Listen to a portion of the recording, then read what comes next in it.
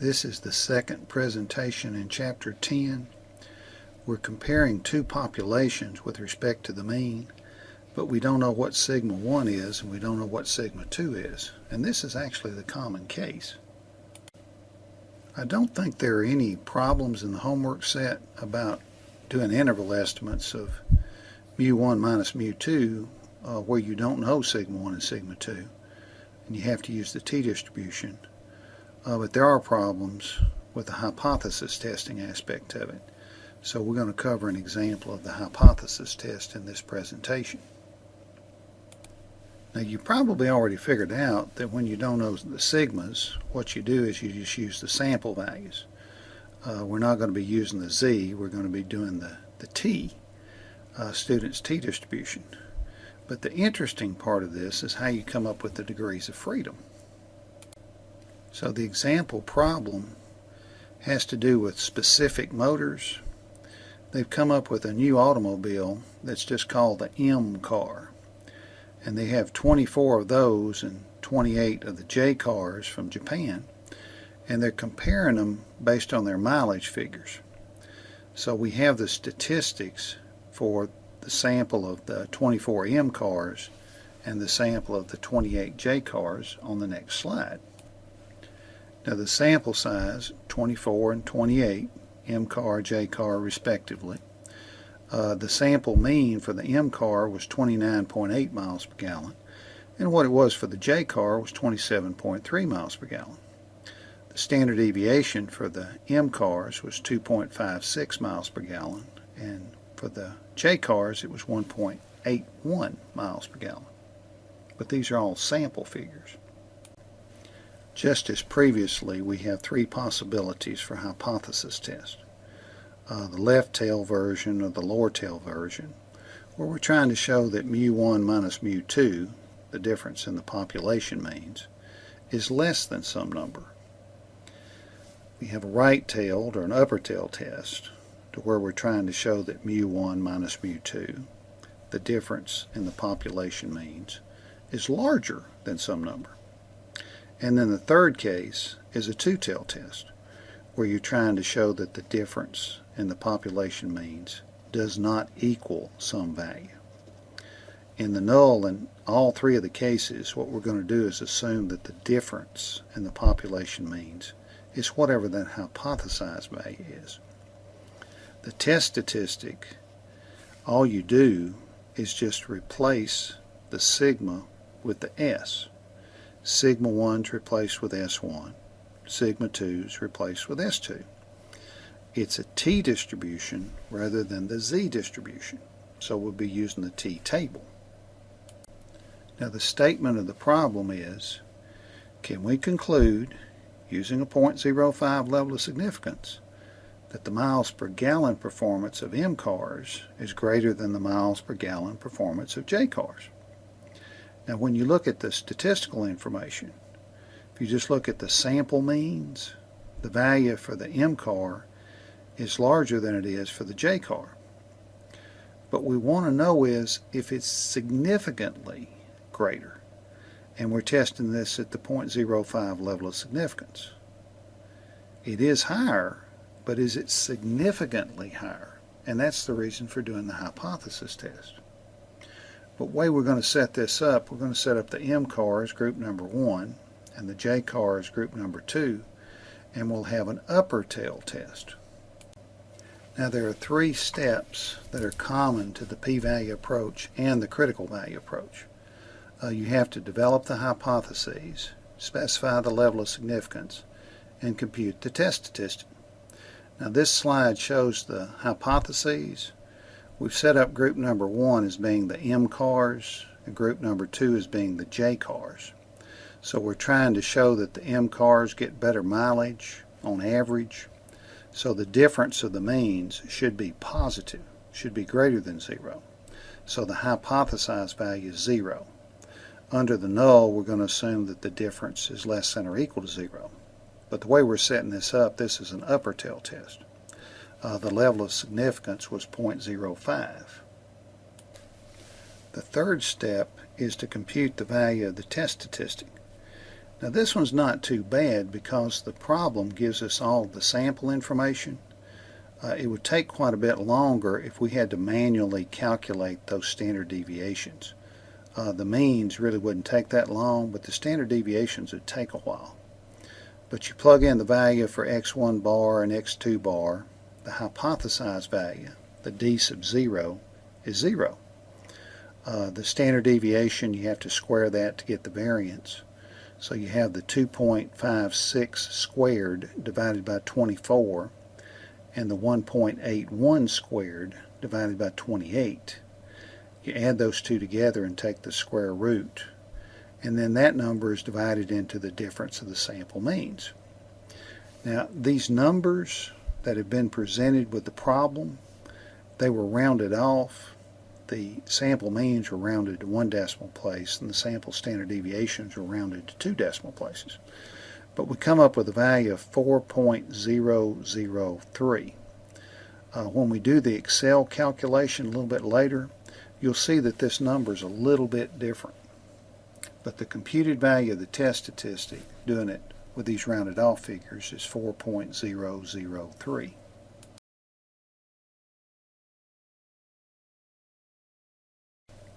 Regardless of whether you're doing the p-value approach or the critical value approach, you're going to have to come up with the degrees of freedom, and the formula for that's at the bottom of the slide.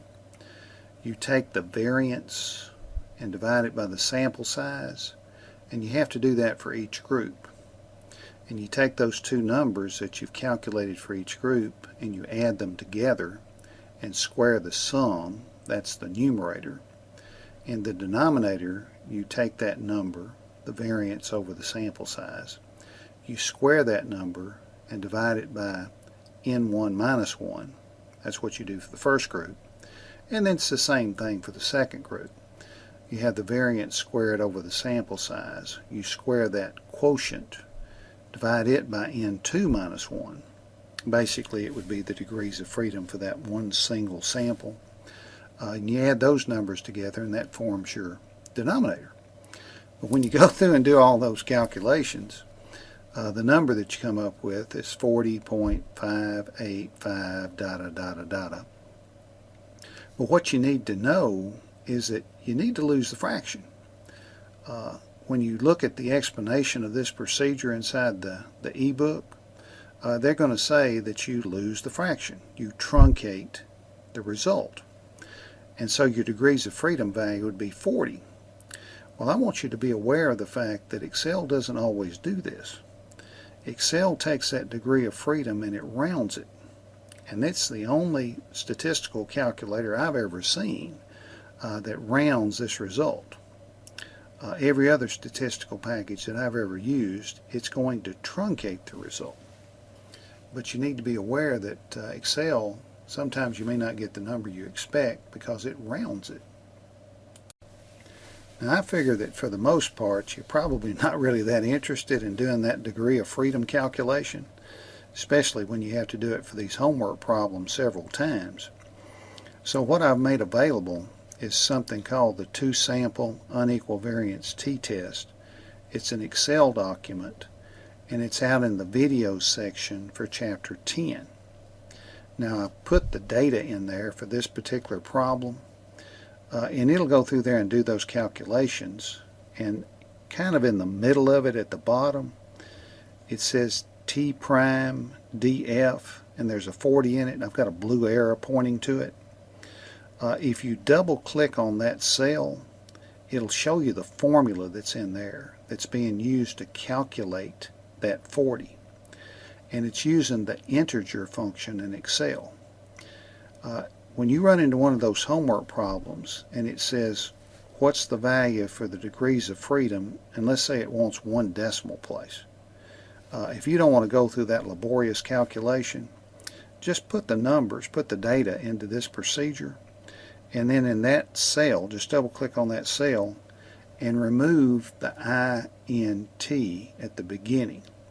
You want to leave the equal sign in there because you need that for the formula. But if you just delete the I, the N, and the T, and just leave all that other that's wrapped up in that set of parentheses, it'll calculate that number and give you the result, but it'll show you the decimal places. And that's useful when you're doing those homework problems. In Excel, if you go to the Data tab, and it's usually up at the top right hand side will be the Analysis group, and then you can click on the Data Analysis and just choose the t-test. Now you want the 2 sample assuming unequal variances. That is the one that's commonly recommended. If you absolutely know that the 2 populations have the same variance, then it would be appropriate to use the pooled variance version.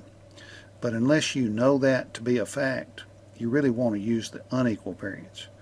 It's going to be at least as powerful as the other one, except in the one case where the 2 variances of the 2 populations that they happen to be equal. So the little dialog box comes up and you just put the information in it. Now this is the dialog box for the t-test using unequal variances, or assuming unequal variances I should say. The first variable was for the MCAR. Those values were in A1 through A25. A1 had the label. The second variable was for the JCAR. Those values were in B1 through B29. B1 has a label. And you can see that the label is checked there in the middle part of the dialog box. The alternative hypothesis was that mu1 minus mu2 is greater than 0. So we're comparing against the value 0. So the hypothesized mean difference is 0. Alpha was 0.05. You click output range because we want to put the output on the same sheet as the data. And here we're going to put the output starting in cell D1. Now this is what the output looks like for the procedure. Up in D1 it's going to say t-test 2 sample assuming unequal variances. If you're using the label option, whatever the label is, it's going to show up at the top of the output. Here it's showing the label values in E3 and F3, but the mean is calculated. You get a lot more decimal places in Excel.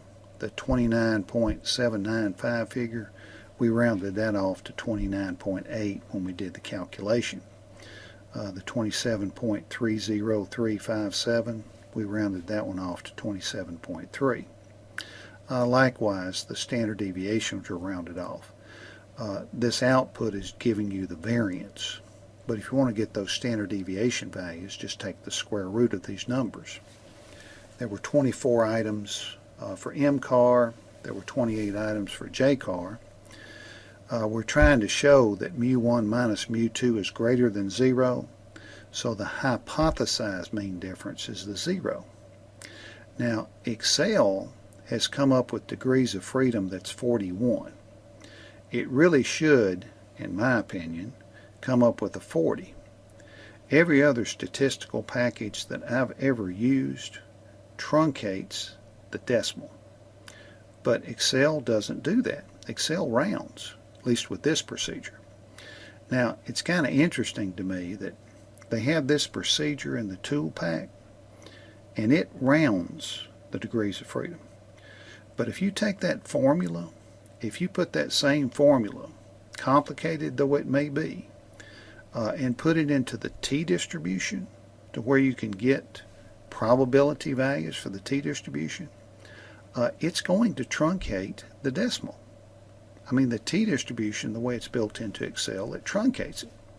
I really don't have any idea why this particular procedure, why it rounds it. To me, it's just illogical.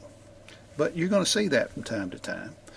If you have a degree of freedom calculation, if it turns out to be 0.5 or bigger, it's going to round it up. And this is outside the mainstream of what you see in statistical packages. Pretty much everybody else is going to just lose the decimal point. But I just wanted to point that out so that you'd be aware of that. Now the t-statistic that we came up with the rounded off figures was 4.003. Here Excel is using much greater precision. It's using a lot more decimal places. So it's coming up with a number a little bit less than 4, 3.98966766.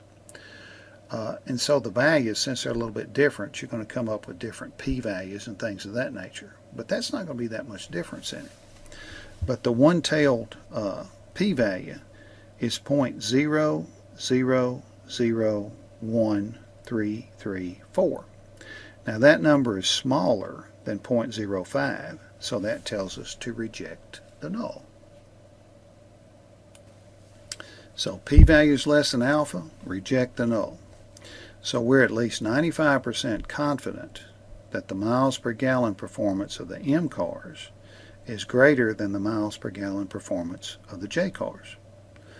Another way to say it is at the 0.05 level of significance, we found evidence that the miles per gallon performance of M cars exceeds that of J cars. Now, using the critical value approach, you need the degrees of freedom when you go to the table. Excel calculates the degrees of freedom as 41. So if we go along with the Excel, then the t-value we'd come up with is 1.683 using the table that's in the textbook. You reject it for an upper tail test if the computed value is greater than or equal to the critical value, which comes from the table. And the 4.003 or the 3.98, either one of those is going to be greater than 1.683, so you're going to reject the null. Now you could go to the table and use the 40 degrees of freedom, and you're going to come up with a little bit different number than 1.683, but it's still going to be a lot bigger. I mean, the 4.003 or the 3.98 is going to be quite a bit bigger, so you're still going to reject the null. That difference in the degrees of freedom, in most problems, it won't matter. If the number is, say, bigger than 30, there won't be that big of a difference in that critical value, and it just won't make any difference. So in either case, whether you're using the p-value approach or whether you're using the critical value approach, we've been able to show with 95% confidence or at the 0.05 level of significance that the miles per gallon performance of the M cars is greater than that for the J cars. So this ends the coverage in Chapter 10. In Chapter 10, we just looked at two cases. If you're comparing two populations with respect to the mean, if you know sigma 1 and sigma 2, then you use the z-test. If you don't know sigma 1 and sigma 2, then you can use student's t-distribution. And the issue is really trying to calculate the degrees of freedom. And I wanted to make sure that everybody was aware that when Excel does it in the procedure, it rounds it, which is outside of the mainstream of statistical packages. Pretty much all your statistical packages are going to drop off that fraction. And if you look in the ebook where they cover this in the ebook, I mean, that's what they're recommending. That's the way that they explain the procedure. Is whatever that fraction is, no matter how close it is to the next whole number, you just lose the fraction. Now the next series of presentations is going to be over simple linear regression. We're not going to be covering Chapter 11. We're going to skip over to Chapter 12, and we're going to do a little bit in the area of simple linear regression and correlation. So until next time.